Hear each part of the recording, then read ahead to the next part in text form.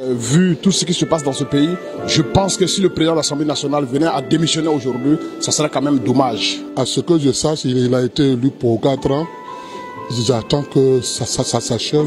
Ce qui est sûr, nous sommes venus, il n'y a pas d'ordre du jour d'abord, mais je ne sais pas ce qu'on va nous dire.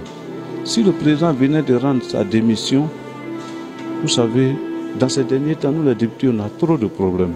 Je ne peux pas comprendre que l'exécutif pousse un député de l'Assemblée nationale, celui-là même qui incarne l'institution de cette Assemblée, à démissionner. Non, maintenant parce que le président Ouattara l'a voulu, avec insistance. 5 janvier, le président m'a reçu à sa demande et a souhaité que je milite au sein du RHDP. J'ai même expliqué au président que j'ai suivi un homme qui s'appelle Alassane Ouattara pour 3 raisons. La première, c'est parce que l'émotion de l'ivoirité, l'homme de gauche que je suis, n'a jamais admis qu'on ségrègue ou qu'on discrimine les citoyens. La deuxième raison, c'est qu'il a vécu aux États-Unis depuis l'âge de 20 ans, comme il dit. Donc pour moi, il ne pouvait qu'être imprégné, imbibé des valeurs de la démocratie et des libertés. La troisième raison, c'est que c'est un technocrate. Il a fait un PhD en économie.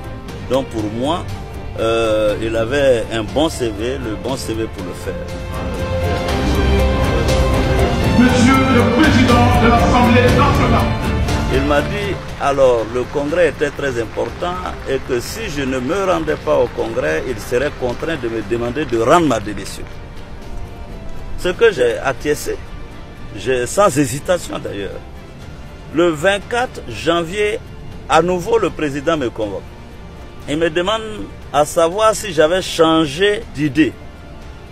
Je lui ai dit non, monsieur le président, c'était tout réfléchi, je ne suis pas RHDP et que je ne comptais pas me rendre au congrès. Le président m'a dit bon, dans ces conditions, il faut que je rende ma démission. Je lui ai dit d'accord. Il ne restait que nous puissions nous mettre d'accord sur une date de démission. Après le congrès, le 27, je peux vous dire que le président m'a appelé en colère en me disant que j'avais fait une démission orale et que par conséquent, il m'enverrait des émissaires. Et ces émissaires sont arrivés chez moi, je dis bien, le 28 janvier à 17h30, qui m'ont envoyé une note et m'ont demandé de signer ma démission.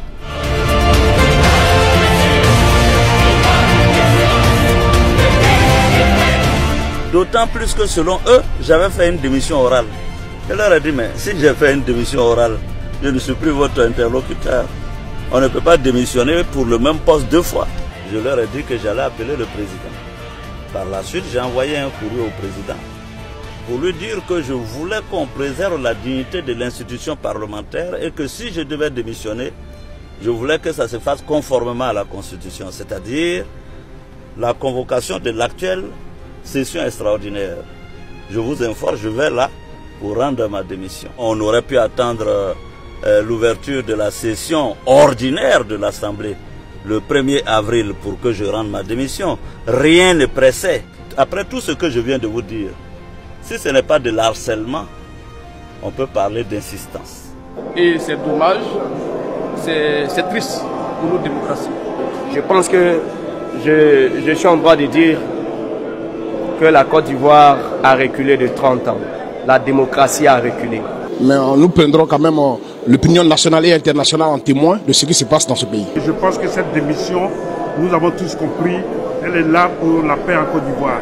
J'ai le sentiment que nous sommes dans un état de non-droit. Parce que la Constitution de la République consacre la séparation des pouvoirs et nous nous rendons compte, et les Ivoiriens sont pris à témoin, que c'est sur injonction du président de la République pour le fait que le président de l'Assemblée nationale a refusé de l'accompagner dans la constitution de son parti RHDP unifié. Parce que sa conviction ne l'y autorise pas. Depuis 2 ans, depuis mai 2017, je me suis préparé à cette éventualité. Parce que si vous vous souvenez bien, le président Ouattara, au cours d'une interview, pour la première fois, m'a appelé jeune homme. Ce n'est pas le mot jeune homme qui m'a choqué, parce que bon, évidemment, le mot jeune homme peut même être affectif. Mais c'est la colère et la rage qui ont entouré le mot jeune homme. C'est ainsi que j'ai dit à mes collaborateurs, le monsieur que j'ai connu dans l'opposition, qui était charmeur, qui était élégant, qui était avec beaucoup de qualificatifs, aujourd'hui devenu président, n'était plus le même. Donc ça ne devrait surprendre personne qu'aujourd'hui Alassane demande ma démission de la tête du Parlement. Comme disait quelqu'un, on gagne un père, on perd un père.